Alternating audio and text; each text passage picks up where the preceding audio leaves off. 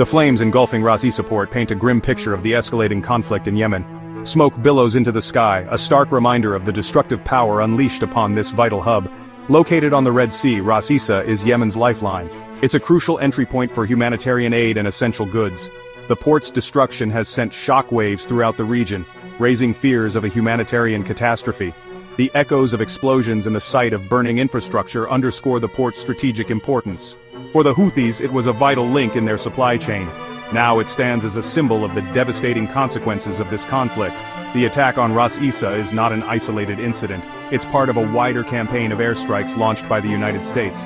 Since mid-March, American firepower has rained down on Yemen, targeting Houthi-controlled ports. The scale of the assault is unprecedented, marking a significant escalation in U.S. involvement. The destruction of Ras Isa, a port so vital to Yemen's survival, raises serious questions about the objectives and potential consequences of this military intervention. The roar of American bombers has become a terrifying reality for the people of Yemen. The U.S. military has deployed a formidable arsenal to the region, a clear signal of its intent. 2 aircraft carrier groups, bristling with fighter jets and armed helicopters, patrol the waters off the Yemeni coast. On the ground, 40,000 American troops stand ready, their presence a stark reminder of the potential for a wider conflict. The skies above Yemen are alive with activity, as American drones conduct surveillance, their cameras capturing the devastation below.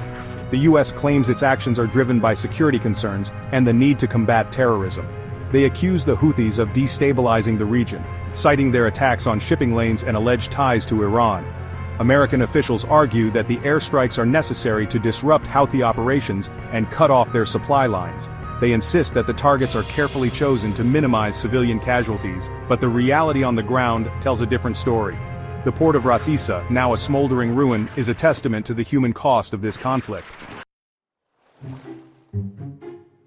The U.S. government justifies its military intervention in Yemen as a necessary response to Houthi aggression. They point to the Houthis' attacks on commercial shipping in the Red Sea as a threat to international trade and security.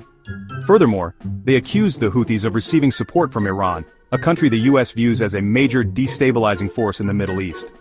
The U.S. argues that its actions are aimed at preventing Yemen from becoming a safe haven for terrorists and ensuring the free flow of goods through vital shipping lanes.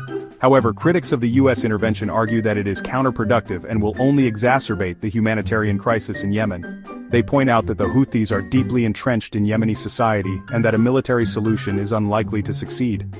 Furthermore, they argue that the U.S. is using the pretext of fighting terrorism to advance its own geopolitical interests in the region. The destruction of Ras Isa port, which served as a vital lifeline for millions of Yemenis, has only added fuel to the fire, intensifying international condemnation of the U.S.-led offensive.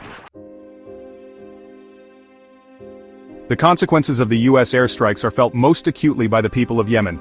The destruction of Ras Isa port has dealt a devastating blow to the country's already crippled economy.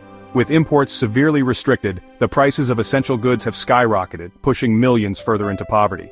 The humanitarian situation, already dire after years of conflict, has deteriorated sharply.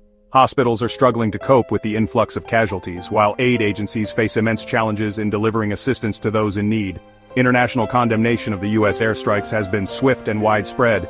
The United Nations has called for an immediate ceasefire and urged all parties to return to the negotiating table.